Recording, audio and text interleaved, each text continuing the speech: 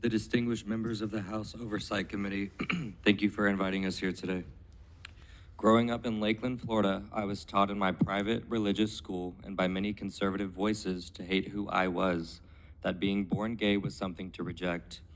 A young person should never have to feel that way. So I waited, silent and suffering, until I was 16, and then I came out. It was places like gay bars and clubs that helped me embrace who I was and formed me into the man I am today. Club Q was and will once again be a safe place, not just for the LGBTQ community, but for everyone else too. If you are fortunate enough to intimately know LGBTQ people, you will find some of the kindest, funniest, accepting, and most welcoming people. Those are the people that found a safe place in Club Q and deserve to once again have that safe space.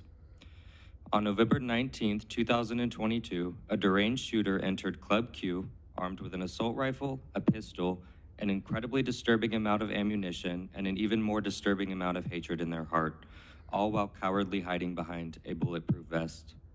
This shooter entered our safe space in our home with the intention of killing as many people as possible, as quickly as possible.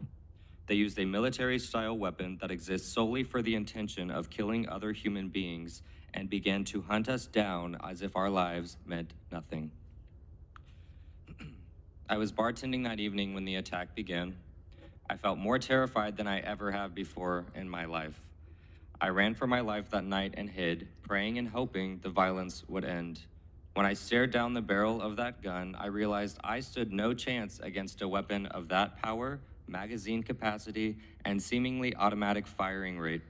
While I prepared for my life to end in that moment, I prayed, I panicked, and I prayed some more. God must have heard my prayers because two brave men stopped the shooter moments before he would have inevitably found me. I saw my friend lying on the floor, bleeding out, knowing there was little to no chance of surviving that bullet wound. I had to tell him goodbye while I continued to fear for my life, not knowing if the attack was truly over. I can still hear the rapid firing of bullets today. It's a sound I may never forget. It's a sound I hope no one here or anywhere else in this country has to hear. I say all of this not because it's easy to do so, but because it's important to do so. I plead you all to appeal to your heart, your morality, and your humanity to do something about this issue. I want to thank President Biden for fighting to reinstate the assault weapons ban, and I sincerely hope you will support that reform so that we may try to prevent more people from needlessly dying at the hands of that weapon. Not only am I embarrassed for our country's international reputation of inaction on gun reform, but I am frankly disgusted. Between 1994 and 2004, America's mass shooting incidents dropped dramatically. Following the expiration of the assault weapons ban, which the Republican Party allowed to expire under President Bush, we now have an epidemic of domestic terrorism and violence. The time to do something is now. What needs to be done is placing the lives of children and adults above our unhealthy obsession with assault rifles. And you are some of the ones who can make a difference. Many in our government say nothing can be done. This epidemic of violence is just the price we must pay for freedom in this country. That is a lie. The facts speak for themselves, and your denial of this gun violence reality is not a policy proposal. I encourage you all to work together to save our children and adults, and in turn, save ourselves and the soul of our nation. To the politicians and activists who accuse LGBTQ people of grooming children and being abusers, shame on you. As leaders of our country, it is your obligation to represent all of us, not just the ones you happen to agree with.